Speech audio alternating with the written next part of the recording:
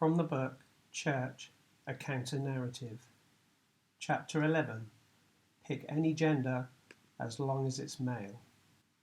In our little hometown community, which was called Bliss, we used to be part of a network of 200 progressive churches, which were at least open to new ideas and new ways. I remember at one national gathering, we arrived at the evening meeting in a conference building, and as we entered, the men were separated from the women. The men were ushered into the auditorium alone, passing a warm, smiling, welcoming committee on our way to the chairs. Once we were all seated, the women were allowed to enter the meeting and stand at the back. Along with most of the men present, I had given this strange scenario about 1 second of my time. I settled comfortably in my seat as the male specialist began to speak very clearly to the men, probably about important man stuff that I can't remember. The formality was suddenly shattered by a woman who began shouting from the back, subsequently shooting my adrenaline through the roof as I anticipated an embarrassing punch-up. She continued shouting and making her way to the front with a wagging finger of accusation in the direction of the platform leader, stating, "How dare you treat women this way?"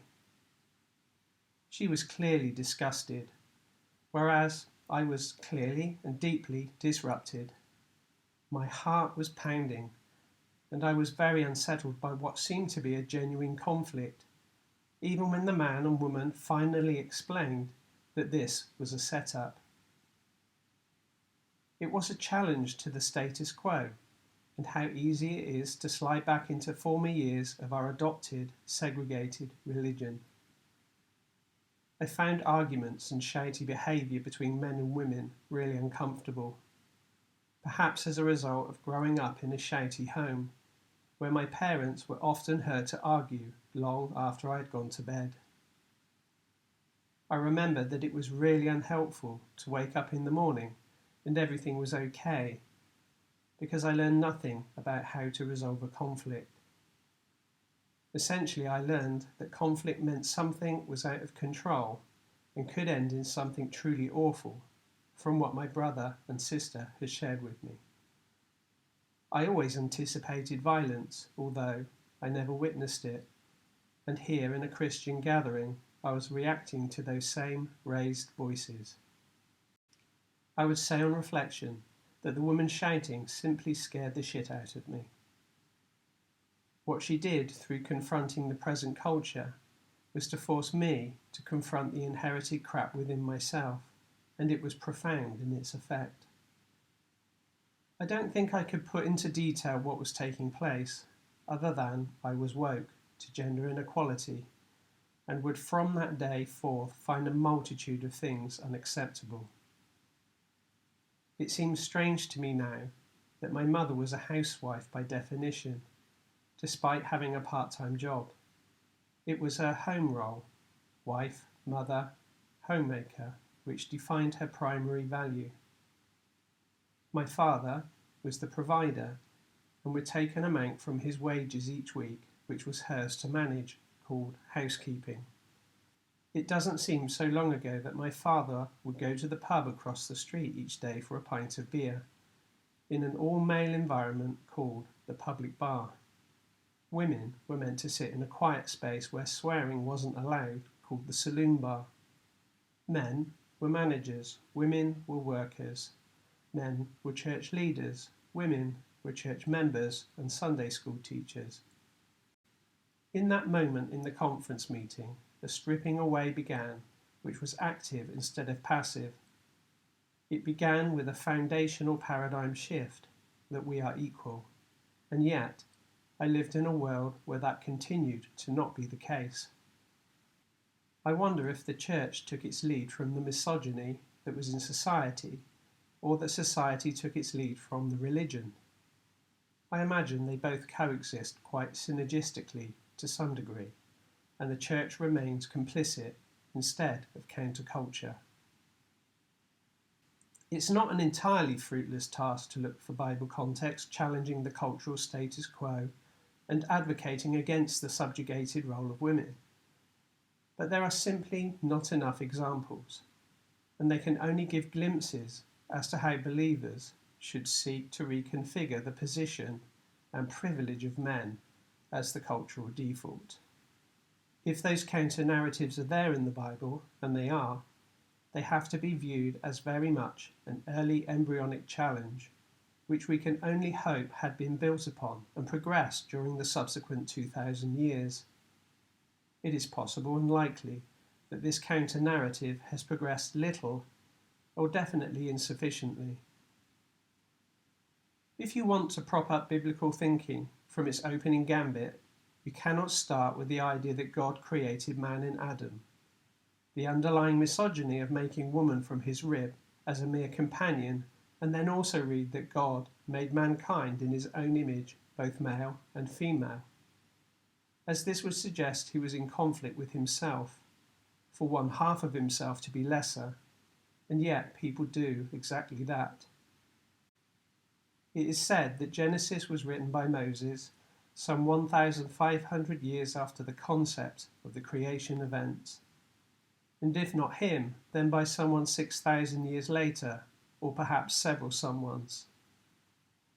Somewhere he was to have written retrospectively the first 5 books of the Bible during the 40-year Exodus, since he never entered the Promised Land. The saying, "take something with a pinch of salt," is relevant here, since these are stories that are written in the Jewish tradition of creating a retrospective history. This gives context and roots to current figures in society. It's a created backstory to a character or characters, and I would go as far as to state that Genesis is a creation narrative mansplained through the lens of male dominance.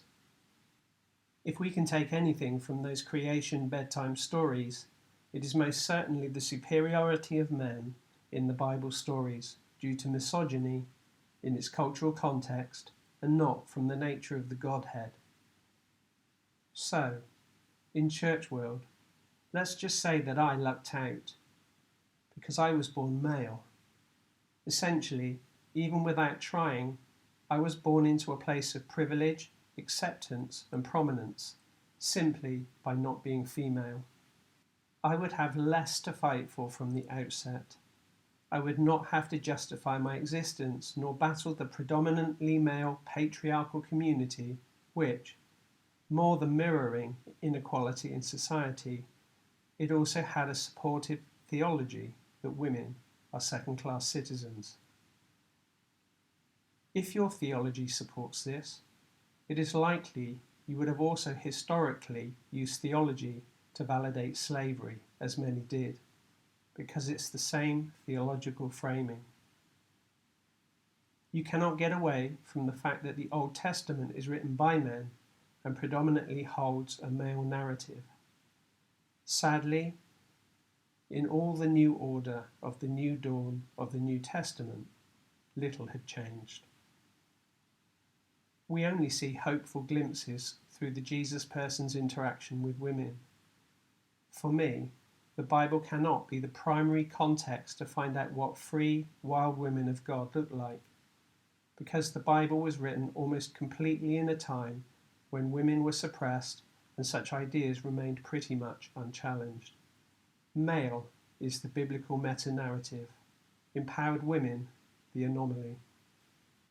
Throughout church history, the reality for most women has been that Jesus came to set us free, setting some of us free more than others.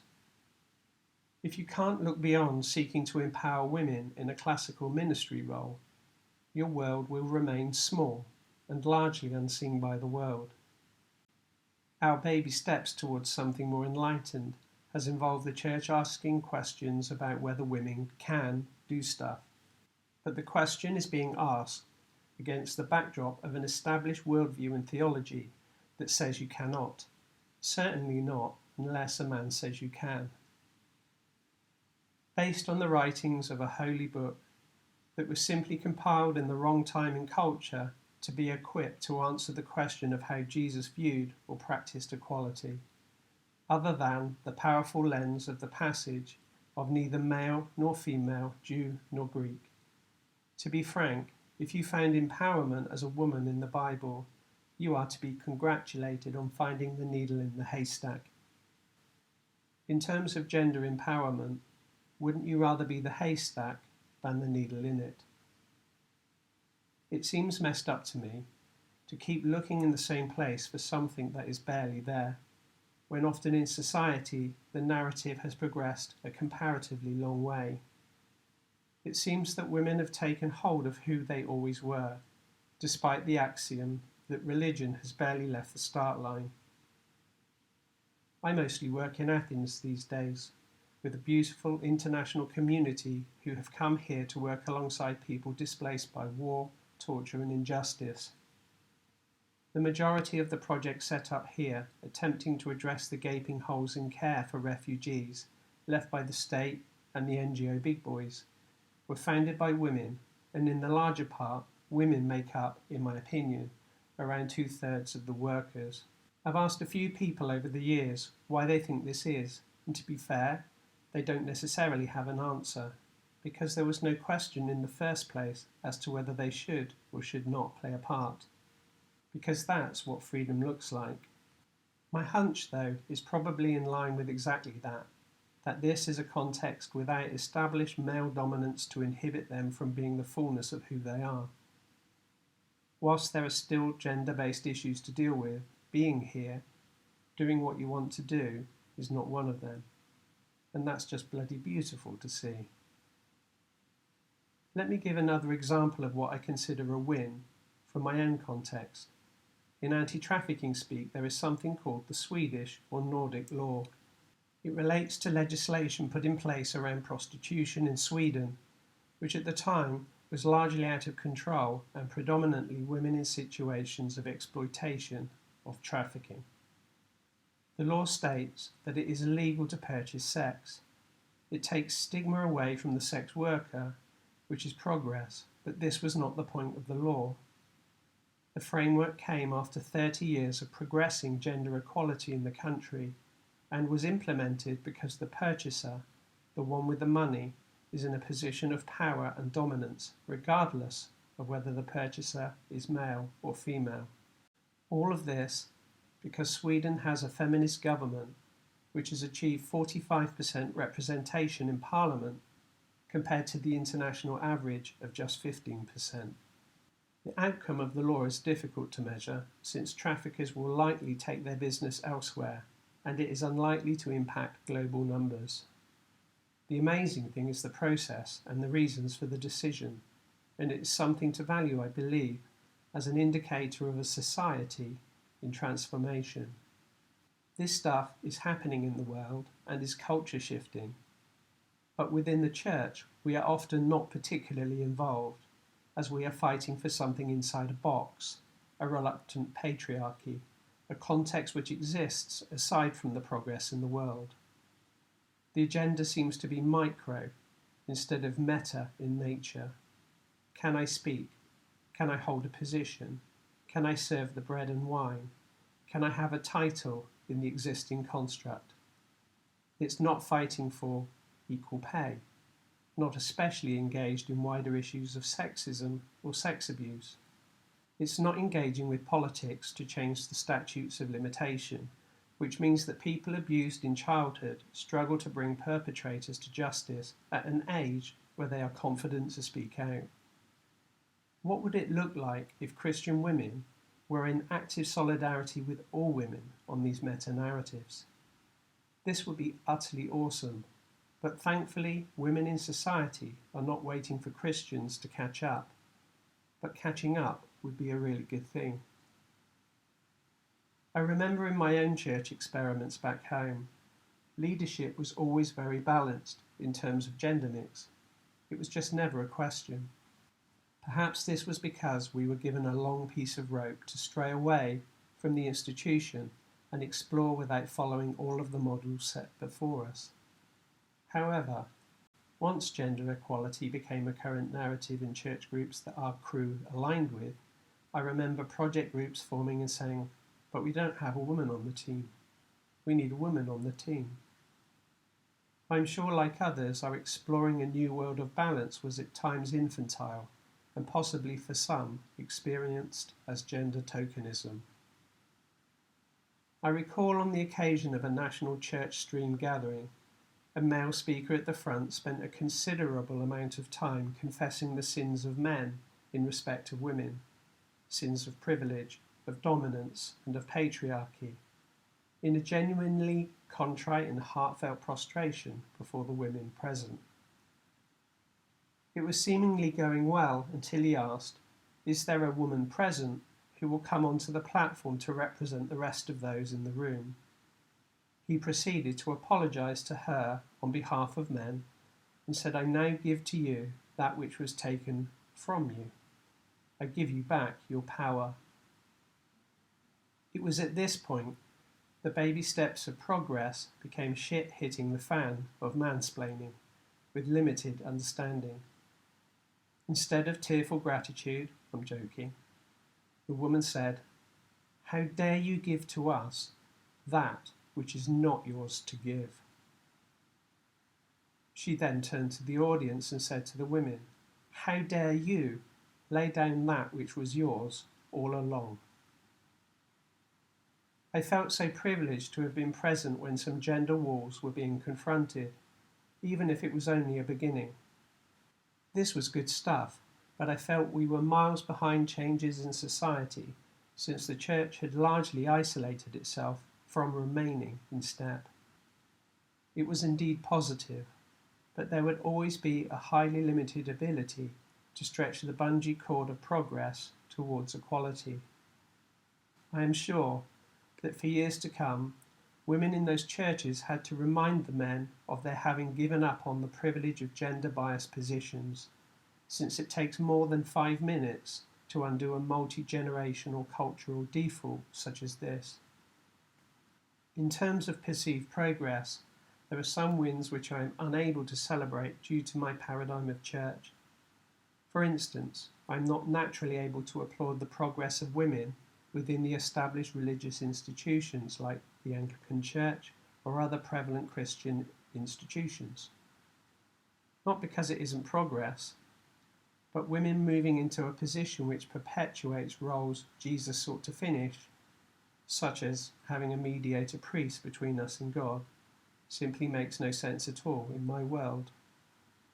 What I can celebrate is a woman becoming chief editor of a newspaper, director of a company, truly equal in her marriage, not stigmatized for singleness, and all of those forerunners initiating projects in the refugee crisis in Greece and elsewhere. It is these which make more sense to me, and I can more readily shout about them and cheer them on. I guess it's a paradigm thing, but I will leave it to others to cheer on progress in positions and roles in the church, which are invisible to and of little consequence to the world outside.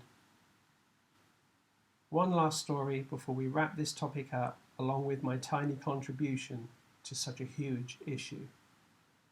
I attended a weekend away with normal people from all sectors of life and mostly spiritual people. This was me getting some time away with the art of hosting community. The focus would be around enabling conversations that matter, helping group participation through various consensus tools, and how to harvest the learning that had been shared. It was a strange one, as it was probably the first environment I had been in where my Christian practice was wholly affirmed and given space alongside others. This in an almost entirely non-Christian group. After one evening meal, while people were chilling out around the tables, I had an unexpected conversation with one lady from another country, a community activist who was just simply lovely. I sat with a woman and we shared some small talk before I said, "Hey, I think I'm meant to say something to you if that's okay. As a man, and as someone who has been a leader in the church, I would like to apologise to you if, in exploring your spirituality, you have ever been rejected, marginalised or disempowered as a woman." Her response was that tears began to roll down her cheeks. She took my hand, thanked me, and said, "I needed to hear that." In Europe, the fastest growing context of spirituality for women is Wicca. Wicca actually began in my neighbouring coastal town in the UK after the repealing of the witchcraft laws in 1950s England. One of their main icons is a Christian saint called Saint Cuthberga, who was the sister of the ancient King of Wessex in southern England. She worked miracles and set up a discipleship school for women. She was later called to Europe by Saint Boniface to evangelize the Germanic pagan tribes and died in the year 725, very close to my home.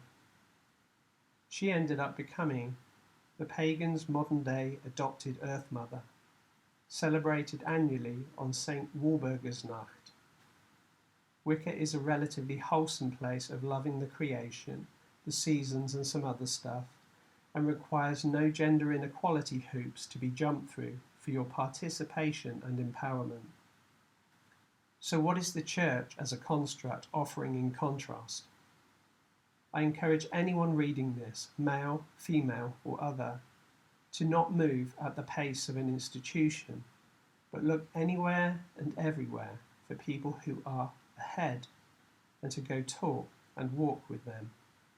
Stop waiting for permission.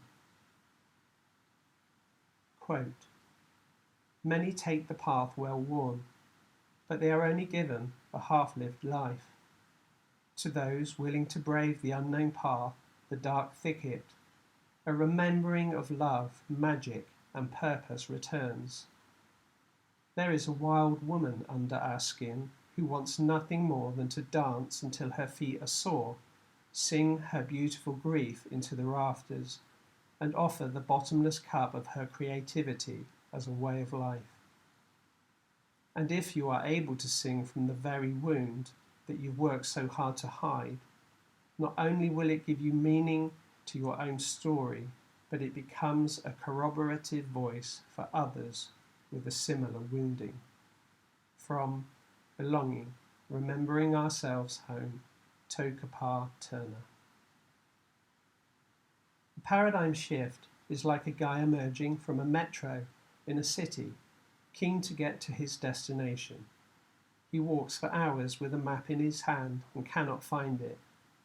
He prays, lights a candle, speaks an incantation, sits in a coffee shop to meditate, and still all he has progressed is nothing except the blisters on his heels. On seeing a policeman, he presents the uniformed gentleman with the map he has been using and tells him where he is trying to get to. The policeman says, "Well, you've been doing everything right, but you're in New York, and this is a map of Chicago." Again, the thing called church is not my battleground, so winning ground within that system is not my objective. It is the discovery of life beyond it. Regardless, it stings to know there are still churches where a woman who might be a CEO of a company can generally only hope to sing in the band and help with the Sunday school. I only hope the church world is not the only measure of worth and spirituality for such a person. As I sit looking back through this chapter, it's Protestant Easter in the UK. I have to wait until next month for the Orthodox celebration where I am in Greece. Social media has been awash with various posts concerning "He is risen," with the classical stone rolled from the tomb entrance. A more creative one was of three men sitting on the floor in a circle, chatting with someone in the background. A guy is stating, "I know he was special, but at the end of the day, dead men don't come back."